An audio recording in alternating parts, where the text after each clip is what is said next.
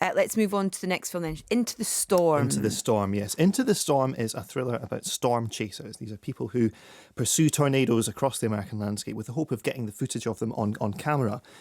Into the Storm focuses on 3 different groups of people who all, as a result of various tornadoes, are blown into the same situation. Their paths cross. One of them is a group of professionals making a documentary. One of them are some Jackass-style amateur filmmakers who like filming each other jumping over paddling pools that have been set on fire and that kind of thing. The tornadoes come in. They see this as being their big YouTube break. Exactly. There's a lot of shouting awesome Into the Storm. A lot of shouting awesome. And the third group are these innocent bystanders who are caught up in it. Richard Armitage, who played Thorin Oakenshield in the Hobbit films, plays this deputy headmaster who really is the sternest deputy headmaster I think I've ever seen in a film. He could stand on the steps of the school and scowl at the tornado and it would just kind of go away. But no, so he's looking after his 2 kids. They're both very keen amateur filmmakers as well, and they observe all the carnage. Here we've got a clip which I think really sums up pretty much the entire film very neatly. What's happening up top, kid? I got nothing up here, just clouds. Wait, there it is, right there on the left. Are you seeing this? Yeah, I got it. We got movement to the northeast. Hey guys, it's splitting. We're gonna have another funnel. Hey, something's happening behind us. There's another one. There's one to our right.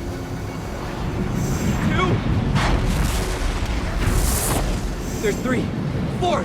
They're everywhere. We have multiple vortices touching down. Pete, these systems are too erratic. We gotta get out of here. Oh my God, no. No. Awesome! We're going to have another funnel. There you go. my That's a favourite big saying dramatic moment where they have another funnel. You think about a storm chaser movie, of course, the film that comes to mind is Twister, which I think was 1996 that was out. And the big difference with Into the Storm is that this is a found footage movie. So all of the footage that we see supposedly has been sourced from the various cameras that the characters are carrying. So the documentary filmmakers, they've got their entire vehicle rigged out with cameras. On every corner of this vehicle, there's a camera. There's a camera on the roof. There's a camera beside every wheel. The 2 sons of the deputy headmaster character are both keen amateur filmmakers, so they're carrying around camcorders with them. And the Jackass guys, well, they've got cameras. They've got camera phones. So this is giving us this view. The intention of the film is to give us this view of the carnage unfolding at ground level. Now, for me, the purpose of a found footage film is, first of all, to put you in at ground level with the action, which is what Into the Storm is trying to do. But it's also it's to give you a subjective view of what's going on. It's to give you perhaps an obscured or an occluded view of what's going on. And it's so that you realise when you're watching it, this footage is not telling the whole story. Yeah. It's telling the subjective viewpoint of a very small group of people.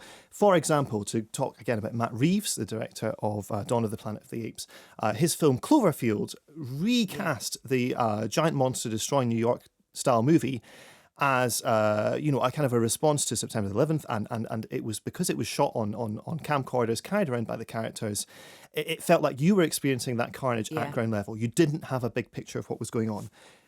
Into the Storm, on the other hand, I think is probably the found footage movie that I've seen that has the least interest in actually being a found footage film. First of all, the sheer number of cameras at play in this film totally undermine the idea that you're getting a subjective viewpoint. There are cameras everywhere.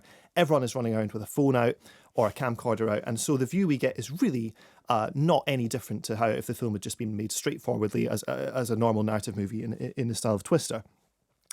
Second problem is none of the footage actually looks amateurish at all. It's all beautifully lit. There's no difference between the different types of cameras, whether that be a phone camera or whether that be all you get is the little dates or the times or that kind of the framing of the shot sort of thing. Yeah, exactly. And often amateur footage, very grainy digital footage of a disaster can be as terrifying as being this big kind of glossy soft focus blockbuster style view of it, and we just never get that. So you never actually believe that you're watching found footage.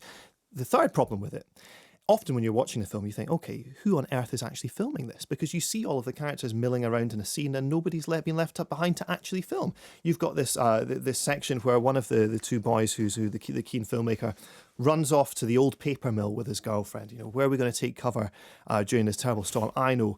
Let's go to a place that's full of rusty metal, jaggy things, and a roof that will fall on us. Hazardous chemicals. Exactly. And so they end up underwater, submerged, swimming around, scrabbling up for air. The camcorders work fine during all of this. There's no problem with the technology. I mean, these And are their phones.